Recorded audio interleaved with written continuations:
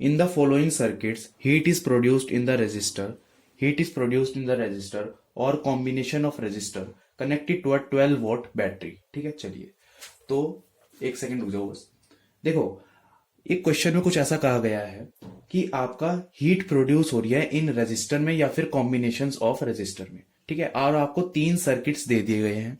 चलिए आपको बताना है कौन से सर्किट में सबसे ज्यादा मैक्सिमम हीट प्रोड्यूस हो रही है। ठीक है, या फिर मिनिमम है किस में प्रोड्यूस हो रही है, या फिर सबकी सब में सेम है। तो ऑप्शंस दे रखे हैं, पहले हम फाइंड कर लेते हैं, फिर हमें अपने आप पता चल जाएगा। ठीक है, तो फर्स्ट ऑफ ऑल हमें देखो क्या कहा गया है, हीट प्रोड्यूस हो रही है। ठीक है, तो फर्स्ट ऑफ ऑल हम हीट ही फाइंड कर लेते हैं। मैं आपको एक सिंपल तरीका बताता हूं इस क्वेश्चन को करने का। हीट प्रोड्यूस का फॉर्मूला कुछ ये होता है। ठीक है, और हमने एक चीज और पढ़ी है, ओम्स लॉ। ओम्स लॉ कहता है V equals to I R. तो यहां से हम I का वैल्यू अगर निकाल लें तो V upon R equals to I, ये आ जाएगा।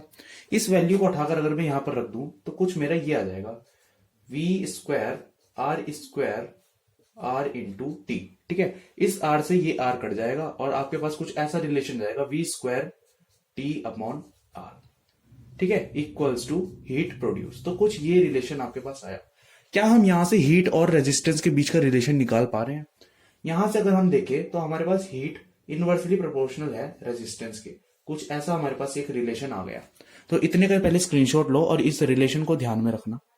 तो इस रिलेशन से हमें पता चलता है जिसमें भी सबसे ज्यादा हीट प्रोड्यूस हो रही होगी उसका रेजिस्टेंस सबसे कम होगा। ठीक है, इनवर्सली प्रोपोर्शनल का मतलब क्या होता है, अगर एक चीज कम तो दूसरी चीज ज्यादा, तो अगर रेजिस्टेंस कम तो हीट ज्यादा। तो अब हमें तीनों सर्किट्स का रेजिस्टेंस फाइंड करना होगा।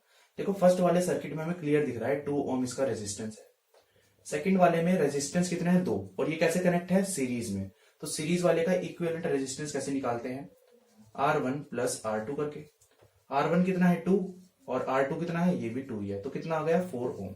थर्ड वाले का रेजिस्टेंस। ठीक है, तो थर्ड वाले में देखो कैसे है, अगर हम इसका इक्विवेलेंट रेजिस्टेंस निकालेंगे, सबसे पहले देखो ये दोनों कैसे कनेक्टेड है, ये दोनों पैरेलल कनेक्टेड है। सो पैरेलल वाले क्या होता है, 1 upon R equivalent equals to 1 by R1 plus 1 by R2।